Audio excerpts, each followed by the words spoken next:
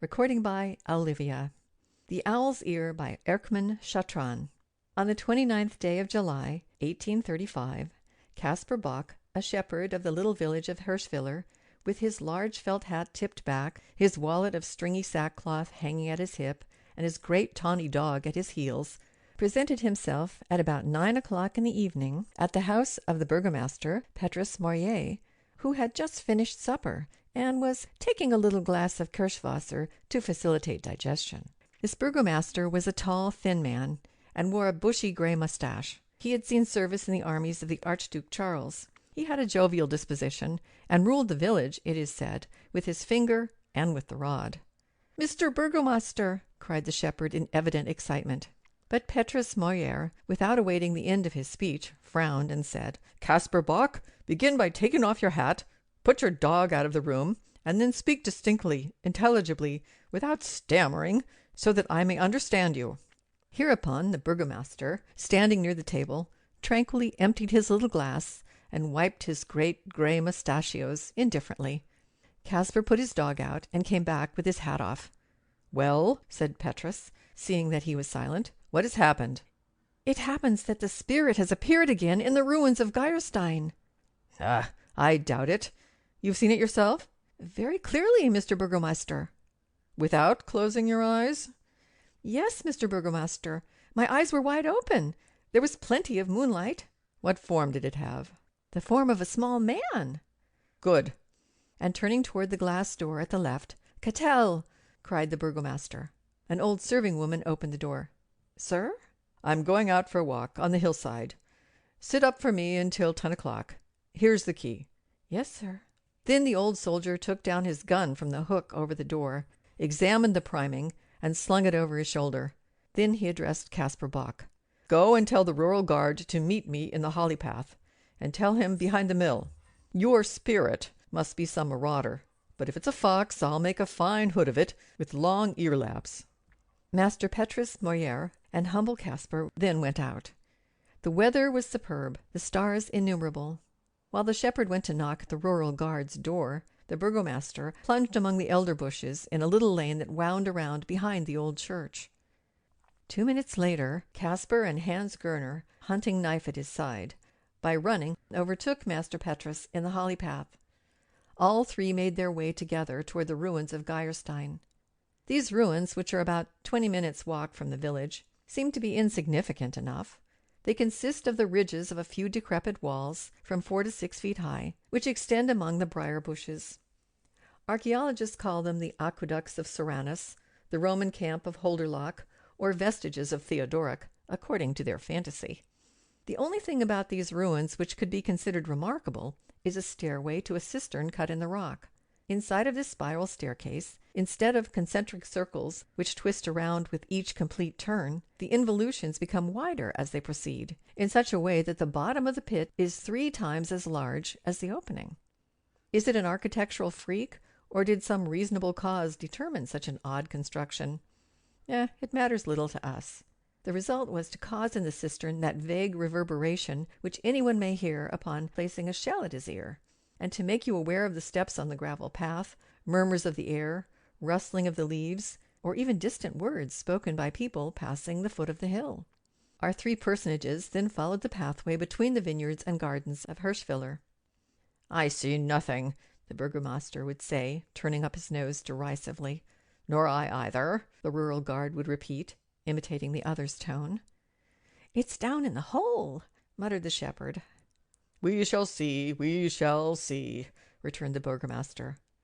It was in this fashion, after a quarter of an hour, that they came upon the opening of the cistern. As I have said, the night was clear, limpid, and perfectly still. The moon portrayed, as far as the eye could see, one of those nocturnal landscapes in bluish lines, studded with slim trees, the shadows of which seemed to have been drawn with a black crayon. The blooming briar and broom perfumed the air with a rather sharp odor, and the frogs of a neighboring swamp sang their oily anthem, interspersed with silences. But all these details escaped the notice of our good rustics. They thought of nothing but laying hands on the spirit. When they had reached the stairway, all 3 stopped and listened, then gazed into the dark shadows. Nothing appeared, nothing stirred. "The devil!" said the burgomaster. "We forgot to bring a bit of candle. Descend, Caspar. You know the way better than I. I'll follow you." At this proposition the shepherd promptly recoiled. If he had consulted his inclinations, the poor man would have taken flight. His pitiful expression made the burgomaster burst out laughing. "Ha! Well, Hans, since he doesn't want to go down, show me the way," he said to the game warden. But Mr. Burgomaster," said the latter, "you know very well that steps are missing. We should risk breaking our necks." "Then what's to be done?" "Yes, what is to be done?" "Send your dog," replied Petrus. The shepherd whistled to his dog, showed him the stairway, urged him, but he did not wish to take the chances any more than the others. At this moment a bright idea struck the rural guardsman. "Ah, Mr. Burgomaster," said he, "you should fire your gun inside." "Faith!" cried the other, "you're right. We shall catch a glimpse at least." And, without hesitating, the worthy man approached the stairway and levelled his gun. But by the acoustic effect which I have already pointed out, the spirit, the marauder, the individual who chanced to be actually in the cistern, had heard everything. The idea of stopping a gunshot did not strike him as amusing, for in a shrill, piercing voice he cried, "Stop! Don't fire! I'm coming!" Then the three functionaries looked at each other and laughed softly, and the burgomaster, leaning over the opening again, cried rudely, "Be quick about it, you varlet, or I'll shoot! Be quick about it!" He cocked his gun, and the click seemed to hasten the ascent of the mysterious person. They heard him rolling down some stones. Nevertheless, it still took him another minute before he appeared, the cistern being at a depth of 60 feet. What was this man doing in such deep darkness? He must be some great criminal, so at least thought Petrus Morier and his acolytes. At last a vague form could be discerned in the dark. Then slowly, by degrees, a little man, 4½ feet high at the most, frail, ragged, his face withered and yellow, his eye gleaming like a magpie's, and his hair tangled, came out shouting, "By what right do you come to disturb my studies, wretched creatures?" This grandiose apostrophe was scarcely in accord with his costume and physiognomy. Accordingly, the burgomaster indignantly replied, "Try to show that you're honest, you knave, or I'll begin by administering a correction." "A correction?" said the little man, leaping with anger and drawing himself up under the nose of the burgomaster. "Yes," replied the other, who nevertheless did not fail to admire the pygmy's courage. "If you do not answer the questions satisfactorily I'm going to put to you. I am the burgomaster of Hirschwiller. Here are the rural guard, the shepherd and his dog. We are stronger than you. Be wise and tell me peaceably who you are, what you're doing here, and why you do not dare to appear in broad daylight. Then we shall see what's to be done with you." "All of that's none of your business," replied the little man in his cracked voice. "I shall not answer." "In that case, forward march," ordered the burgomaster, who grasped him firmly by the nape of the neck. "You're going to sleep in prison." The little man writhed like a weasel. He even tried to bite, and the dog was sniffing at the calves of his legs, when, quite exhausted, he said, not without a certain dignity, "Let go, sir. I surrender to superior force. I'm yours." The burgomaster, who was not entirely lacking in good breeding, became calmer. "Do you promise?" said he. "I promise." "Very well, walk in front."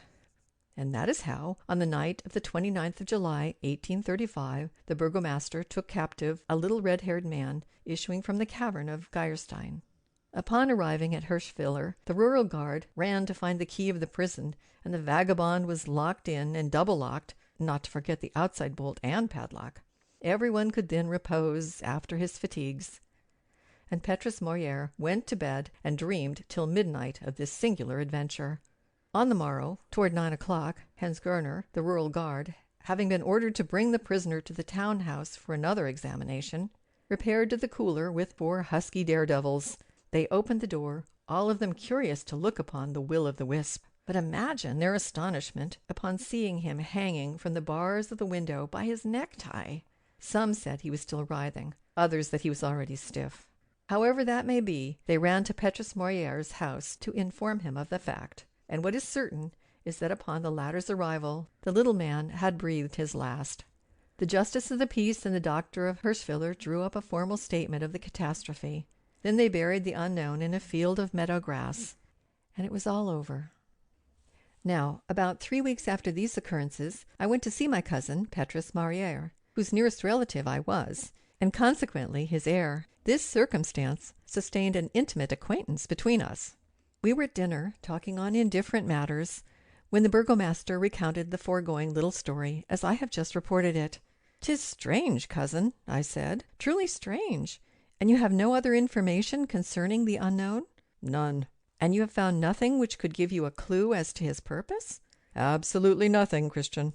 "But, as a matter of fact, what could he have been doing in the cistern? On what did he live?" The burgomaster shrugged his shoulders, refilled our glasses, and replied with, "To your health, cousin." "To yours." We remained silent a few minutes. It was impossible for me to accept the abrupt conclusion of the adventure, and, in spite of myself, I mused with some melancholy on the sad fate of certain men who appear and disappear in this world like the grass of the field, without leaving the least memory or the least regret. "Cousin," I resumed, "how far may it be from here to the ruins of Geierstein?" 20 minutes' walk at most. Why?" "Because I should like to see them." "You know that we have a meeting of the municipal council, and I cannot accompany you." "Oh, I can find them by myself." "No, the rural guard will show you the way. He has nothing better to do." And my worthy cousin, having rapped on his glass, called his servant. "Cattell, go and find Hans Groner. Let him hurry, and get here by 2 o'clock. I must be going." The servant went out, and the rural guard was not tardy in coming. He was directed to take me to the ruins. While the burgomaster proceeded gravely toward the hall of the municipal council, we were already climbing the hill. Hans Gerner, with a wave of the hand, indicated the remains of the aqueduct.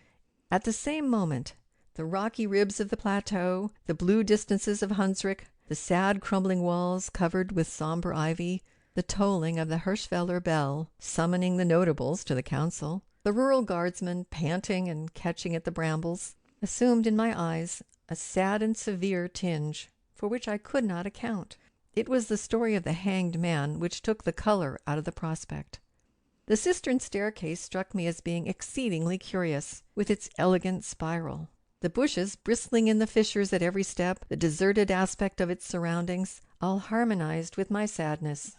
We descended, and soon the luminous point of the opening, which seemed to contract more and more, and to take the shape of a star with curved rays, alone sent us its pale light.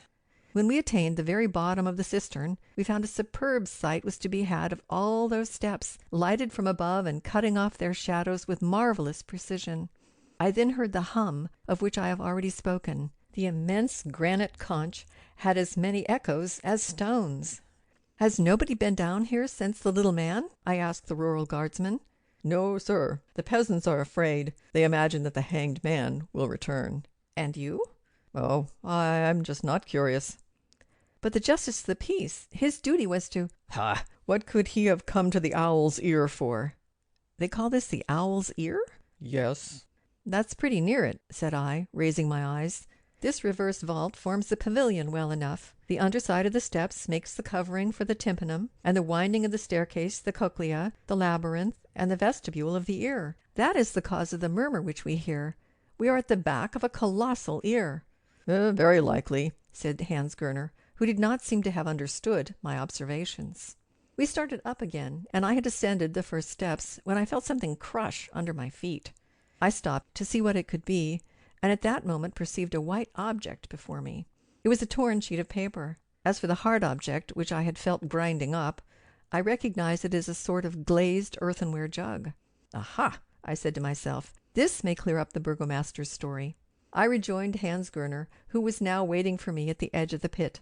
"Now, sir," cried he, "where would you like to go?" "First, let's sit down for a while. We shall see presently." I sat down on a large stone, while the rural guard cast his falcon eyes over the village to see if there chanced to be any trespassers in the gardens. I carefully examined the glazed vase, of which nothing but splinters remained. These fragments presented the appearance of a funnel lined with wool. It was impossible for me to perceive its purpose. I then read the piece of a letter, written in an easy running and firm hand. I transcribe it here below, word for word. It seems to follow the other half of the sheet, for which I looked vainly all about the ruins. My microacoustic ear trumpet thus has the double advantage of infinitely multiplying the intensity of sounds, and of introducing them into the ear without causing the observer the least discomfort. You would never have imagined, dear master, the charm which one feels in perceiving these thousands of imperceptible sounds which are confounded, on a fine summer day, in an immense murmuring. The bumblebee has his song as well as the nightingale. The honeybee is the warbler of the mosses. The cricket is the lark of the tall grasses. The maggot is the wren. It has only a sigh, but the sigh is melodious. This discovery, from the point of view of sentiment, which makes us live in the universal life, surpasses in its importance all that I could say on the matter. After so much suffering, privations, and weariness, how happy it makes one to reap the rewards of all his labors! How the soul soars toward the divine author of all these microscopic worlds, the magnificence of which is revealed to us! Where now are the long hours of anguish, hunger, contempt, which overwhelmed us before? Gone, sir, gone. Tears of gratitude moisten our eyes. One is proud to have achieved, through suffering, new joys for humanity, and to have contributed to its mental development. But howsoever vast, howsoever admirable may be the first fruits of my microacoustic ear trumpet, these do not delimit its advantages. There are more positive ones, more material, and ones which may be expressed in figures. Just as a telescope brought the discovery of myriads of worlds performing their harmonious revolutions in infinite space, so also will my microacoustic ear trumpet extend the sense of the unhearable beyond all possible bounds. Thus, sir, the circulation of the blood and the fluids of the body will not give me pause. You shall hear them flow with the impetuosity of cataracts. You shall perceive them so distinctly as to startle you. The slightest irregularity of the pulse, the least obstacle, is striking, and produces the same effect as a rock against which the waves of a torrent are dashing. It is doubtless an immense conquest in the development of our knowledge of physiology and pathology, but this is not the point on which I would emphasize. Upon applying your ear to the ground, sir, you may hear the mineral waters springing up at immeasurable depths. You may judge of their volume, their currents, and the obstacles which they meet. Do you wish to go further?